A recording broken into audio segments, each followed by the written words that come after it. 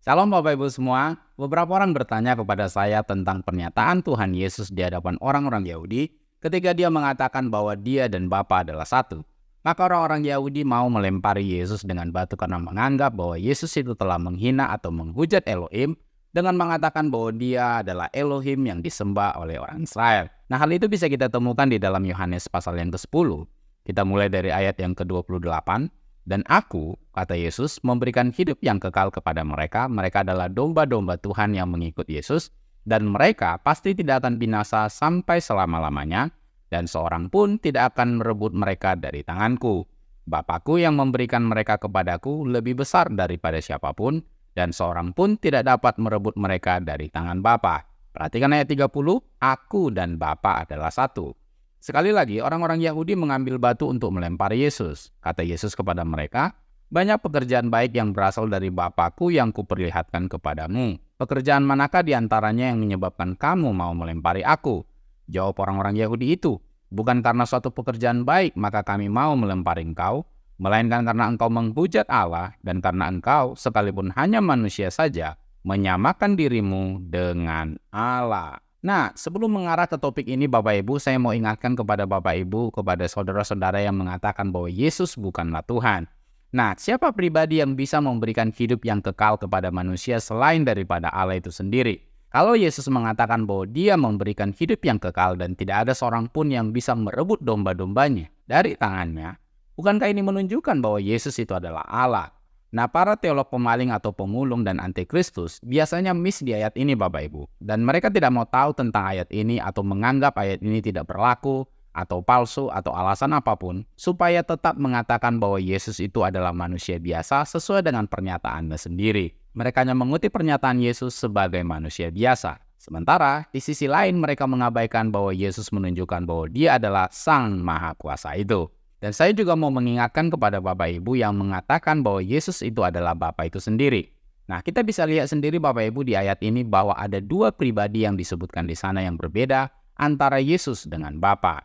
Jadi tidak mungkin Yesus itu adalah Bapa. Dan sudah banyak contoh yang saya buat dalam channel ini Bapak Ibu bahwa Bapa dan anak berinteraksi satu sama lain di dalam kekekalan. Yesus dan Bapa adalah satu, bukan berarti bahwa Yesus adalah Bapa itu sendiri. Nah, kita lanjut Bapak Ibu. Berkenaan dengan pernyataan Tuhan Yesus yang mengatakan bahwa dia dan Bapa adalah satu, tentu bergerak dari pemahaman orang Yahudi kuno tentang Elohim itu sendiri. Karena pemahaman pluralitas Elohim dalam singularitasnya, atau dengan kata lain, kemajemukan Elohim dalam keesaannya, itu dipahami betul oleh orang Yahudi pada saat itu. Nah, kita akan membahas seperti apa pemahaman rabi kuno orang Yahudi di zaman Tuhan Yesus. Mereka mengakui bahwa Elohim itu majemuk tetapi juga esa. Dan saya juga akan menunjukkan kepada Bapak Ibu bukti literatur alasan mengapa orang Yahudi mau melempari Yesus dengan batu. Ketika Yesus berkata dia dan Bapa adalah satu, dengan begitu di hadapan orang-orang Yahudi, Yesus menyamakan dirinya dengan Elohim.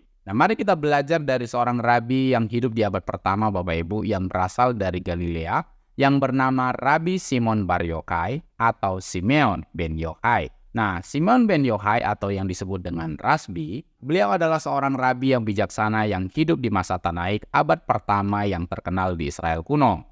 Dia aktif setelah penghancuran Bait Suci kedua pada tahun 70 Masehi. Dan dia adalah salah satu murid dari Rabi Akiva yang paling bersemangat dan dianggap sebagai penulis Zohar. Nah, tahu di antara Bapak Ibu ada orang Yahudi yang menonton video ini, saya percaya Bapak Ibu paham tentang Zohar. Jadi, Rabi Simon Bar Yochai itu hidup dekat dengan zaman Yesus Bapak Ibu. Dia hidup satu zaman dengan para rasul seperti Petrus, Yudas, Paulus, dan Yohanes, serta rasul-rasul yang lain Bapak Ibu. Nah, seperti apa yang dia tuliskan tentang Elohim yang majemuk sekaligus esa itu Bapak Ibu? Kita bisa lihat dalam literatur ini. Menurut Rabi Simeon ben Yochai, Zohar volume 3 halaman 288, edisi Amsterdam. Saya coba terjemahkan dengan bahasa yang sederhana sehingga mudah Bapak Ibu pahami seperti ini terjemahannya. Namun yang maha tua yang disebut dengan yang lanjut usia digambarkan sebagai dua. Menurut Daniel 7 ayat 13. Yang maha tua mencakup keduanya. Dialah mahkota segala yang dimuliakan, pemimpin dari segala pemimpin, begitu agung sehingga dia tidak dapat diketahui dengan sempurna. Jadi, mereka yang bersinar itu adalah dua cahaya yang lengkap, namun yang maha tua dijelaskan dengan lengkap sebagai satu, dan dia adalah satu, positif satu. Demikianlah mereka yang bersinar itu bersatu dan dimuliakan dalam satu, karena mereka adalah satu. Luar biasa Bapak Ibu. Rabi Simeon Bar Yochai mengakui bahwa kemajemukan Elohim di dalam keesaannya. Pengakuan Yesus Kristus di hadapan orang-orang Yahudi membuat orang Yahudi tersontak kaget karena Yesus menyamakan dirinya dengan Elohim. Orang-orang Yahudi dan para rabi zaman itu memahami bahwa anak manusia yang disebutkan di dalam kitab Daniel 7 ayat 13 adalah Elohim, Sang Maha Kuasa itu. Jadi untuk saudara-saudara yang hanya fokusnya memperhatikan bahwa tidak ada dalam Alkitab bahwa Yesus disebut sebagai anak Allah, Yesus hanya anak manusia, itu menunjukkan bahwa dia adalah manusia biasa. Itu sebenarnya menunjukkan bahwa Anda adalah orang-orang yang tidak paham tentang background dan historis Alkitab. Sama halnya dengan di tempat saya tinggal Bapak Ibu, banyak suku Karo yang tinggal di sekitar saya. Istri saya adalah seorang suku Karo dan saya diberi marga suku Karo. Nah, saat saya mengatakan mama di hadapan orang Karo, mereka memahami bahwa mama itu adalah saudara laki-laki dari ibu kita. Entah itu lebih tua dari ibu kita atau lebih muda dari ibu kita. Jadi, mama bagi orang Karo bukanlah ibu kita. Orang yang tidak tahu bahasa Karo atau adat istiadat Karo akan menganggap bahwa mama itu adalah panggilan kepada ibu kita. Padahal sebenarnya itu adalah saudara laki-laki dari ibu kita. Sama halnya dengan orang Batak Toba Bapak Ibu, ketika menyebut tulang, orang Batak yang mendengar akan tahu bahwa tulang adalah saudara laki-laki dari ibu kita. Nah, orang yang tidak tahu adat istiadat Batak Toba Bapak Ibu, ketika mendengar kata tulang, maka mereka akan menganggap bahwa tulang itu adalah tulang-tulang. Dan tentu itu akan berbeda pandangan dengan makna aslinya. Nah, hal yang sama kepada Bapak Ibu yang hanya fokus kepada istilah anak manusia.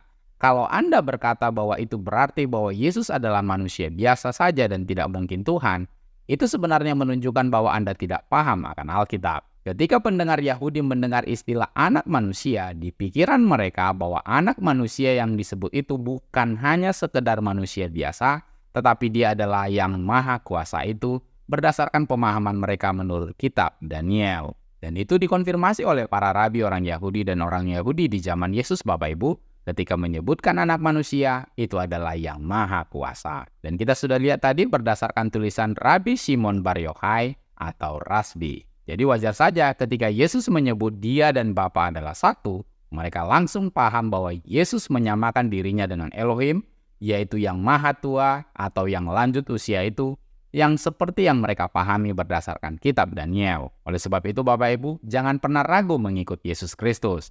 Yesus adalah yang maha kuasa itu. Pembahasan tentang keilahian Yesus Kristus sebagai anak Allah dan Allah anak sudah saya bahas dalam video-video dalam channel ini Bapak Ibu. Bapak Ibu bisa searching. Dan ingatlah bahwa pembahasan di dalam channel ini tidak pernah usang dan tidak pernah habis. Karena kita selalu memberikan informasi yang bersifat edukatif yang berlaku seterusnya. Jadi dari sini kita bisa lihat sendiri Bapak Ibu, bahwa Rabi Yahudi yang hidup di abad pertama memahami bahwa pluralitas dalam singularitas Elohim itu sudah ada. Keyakinan orang Kristen yang sekarang ini bukan dibangun berdasarkan konsili. Karena pemahaman Yahudi kuno pun sudah memahami bahwa Elohim itu majemuk sekaligus esa. Demikian yang bisa saya sampaikan Bapak Ibu. Semoga menjadi berkat dan menambah pengetahuan dan wawasan kita semua. Jika Anda terberkati dengan konten-konten edukasi dalam channel ini, mari dukung terus channel ini Bapak Ibu, supaya tetap eksis dan mengedukasi banyak orang. Channel tidak biasa, channel edukasi Kristen dan Murtadin, bagi kemuliaan Kristus di Indonesia maupun di bangsa-bangsa. Jangan benarkan yang biasa, tapi biasakanlah yang benar. Tuhan Yesus memberkati.